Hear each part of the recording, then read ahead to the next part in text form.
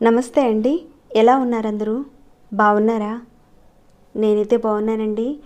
మీ అందరికీ అమ్మవారి ఆశీస్సులు ఎల్లప్పుడూ ఉండాలని కోరుకుంటూ ఈ రోజున ఒక మంచి పరిహారంతో మీ ముందుకు వచ్చానండి. జీవితంలో లక్ష్మీ యోగం కలగడానికి, ఐశ్వర్యం కలగడానికి, శత్రు నిర్మూలనకు, అలానే ఏదైనా నకారాత్మక శక్తులతో మీరు బాధపడుతుంటే వాటి నుంచి బయటపడేసే తేలికైన పరిహారాలను ఈరోజు చెప్పబోతున్నాను. ఈ పరిహారానికి కావాల్సింది అలోవెరా అండి. అదేనండి, కలబంద కావాలి. ఈ కలబంద గురించి మాకు తెలుసండి అని అంటారేమో. ఈ పరిహారం భాగంలో చాలా ఇంపార్టెంట్ అయిన విషయాలు ఉన్నాయండి. మిస్ అవ్వకండి, స్కిప్ చేయకుండా చూస్తూ ఉండండి.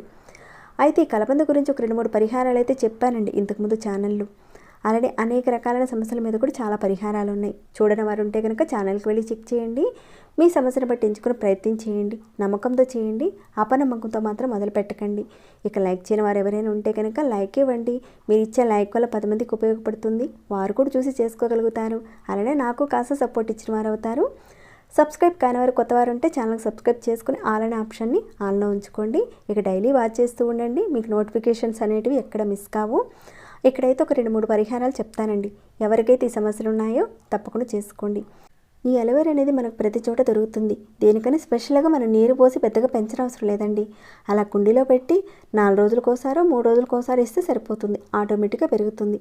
అప్పుడప్పుడు ఇస్తే సరిపోతుంది నీరు. అయితే ఈ పరిహారాలు ఏ విధంగా చేయాలనేది ఇక్కడ చెప్తానండి. స్కిప్ చేయకుండా చూస్తూ ఉండండి. ఈ కలబంద మొక్క లక్ష్మీ యోగానికి, శత్రు నివారణకు, అలానే మీరు ఏదైతే కుటుంబ సమస్యలతో బాధపడుతున్నారో ఈ మూడింటి నుంచి బయటపడడానికి ఏ విధంగా చేయాలనేది చెప్తానండి. మొట్టమొదటిగా శత్రువుల గురించి చెప్తాను. ఎవరైనా మిమ్మల్ని ప్రత్యక్షంగా కానీ పరోక్షంగా కానీ ఈ విధంగా ఇబ్బంది పెడుతున్నారు, అది మానసికంగా, ఆర్థికంగా, వ్యాపారపరంగా, కుటుంబపరంగా, అది ఎవరైనా సరే మిమ్మల్ని ఇబ్బంది పెడుతుంటే ఈ అలోవెరా చెట్టుకున్న వేరు మొక్కను తీసుకోండి. కేవలం వేరు మొక్క కాదండి, ఆకుతో పాటు వేరు ఉన్న మొక్కను తీసుకోండి. ఇక్కడ చూపిస్తున్నాను కదండి, ఈ విధంగా అలోవెరా అనేది వేరు ఉంటుంది. దాంతో పాటుకుని ఆకు కూడా ఉండాలి. ఈ అలోవెరా ఆకును తుంచితే మనకు జల్లు కూడా వస్తుందండి. ముందుగా మీరు ఒక రావి చెట్టు దగ్గరికి వెళ్ళి ఆ రావి చెట్టు దగ్గర నువ్వుల నూనెతో దీపారాధన చేసుకోండి. మీకు ఎవరైతే శత్రువులు ఉన్నారో వారు నిర్వీర్యమైపోవాలని కోరుకుని మీరేం చేస్తారంటే ఈ వేరుకున్న ఈ మొక్కను తీసుకెళ్ళారు కదండి, దాన్ని కాస్త తుంచారనుకోండి, ఈ ఆకు ఉంటుంది కదండి, దాన్ని తుంచితే జల్లు వస్తుంది. దాంతో అక్కడ రావి చెట్టు దగ్గర, అంటే రావి చెట్టు కింద ఉన్న మట్టి మీద ఎవరైతే మీ శత్రువులు ఉన్నారో వారు నిర్వీర్యమైపోవాలి, నా అంతర్గత శత్రువులు, నా బాహ్య శత్రువులు, నా బిజినెస్ వాళ్ళు ఎవరైతే శత్రువులు ఉన్నారో వాళ్ళు తొలగిపోవాలనుకొని అక్కడ రాయండి. అలోవెరా జెల్తో రాయాలి. ఇంగ్లీష్లో కానీ తెలుగులో కానీ మీకు వచ్చిన భాషలో రాయండి. ఆ విధంగా రాసిన తర్వాత ఈ వేరు మొక్క ఉంది కదండి, ఇదంతా కూడా ఆకుతో పాటు దీనిని భూమిలో పాతిపెట్టేయాలి. ఇలా మీరు శనివారం రోజున చేయాలి. ఈ విధంగా ఎన్ని రోజుల పాటు చేయాలంటే నెలలో ఒకసారి చేస్తే సరిపోతుంది.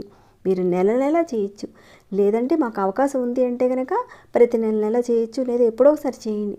అయితే ఈ విధానాన్ని మాత్రం నెలసరిలో ఉన్నప్పుడు మాత్రం చేయకండి. ఇది మొదటి పరిహారం అండి. అలానే రెండో పరిహారం చెప్తాను.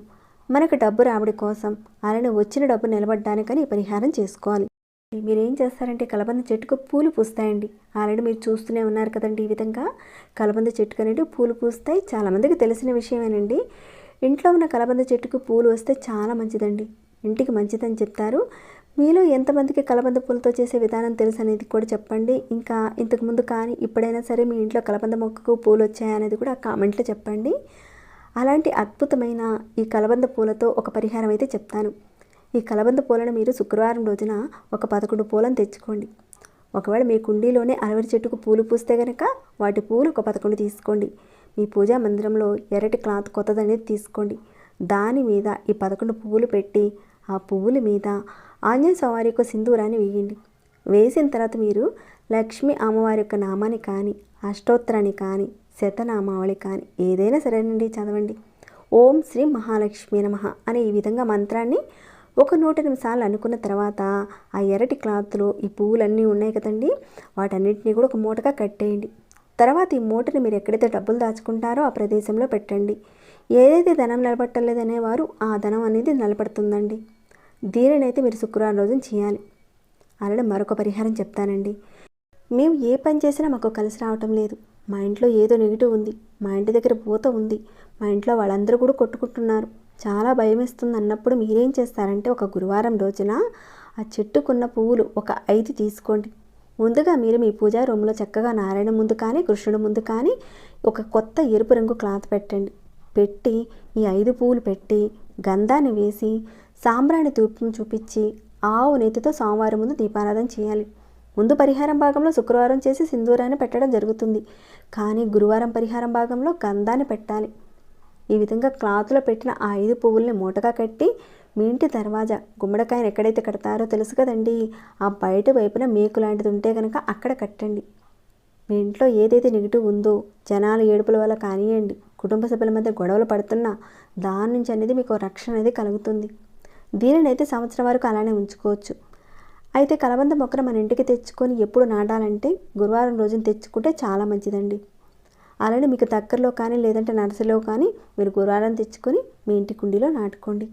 ఇప్పుడు చెప్పిన ఈ 3 పరిహారాలు అనేవి చాలా అద్భుతంగా పనిచేస్తాయండి. ఈ మూడిట్లో నుంచి మీరు ఏదైనా చేయొచ్చు. మరి ఈ మూడిట్లో నుంచి మీరు ఏది చేయగలుగుతున్నారు, ఏది వీలవుతుంది అనేది కూడా చెప్పండి. ఇంకేమైనా డౌట్స్ ఉంటే ఒకసారి మీరు బ్యాక్ వెళ్ళి చూసి చెప్పినవే కాకుండా ఇంకేమైనా డౌట్స్ వస్తే అడగండి, తప్పకుండా రిప్లై ఇస్తాను. ఇంకా లైక్ చేయని వారు ఉంటే కనుక లైక్ ఇవ్వండి, సబ్స్క్రైబ్ కాని వారు సబ్స్క్రైబ్ చేసుకోండి. మరొక భక్తి వీడియోలో మళ్ళీ మిమ్మల్ని కలుసుకుంటాను. అంతవరకు సెలవు.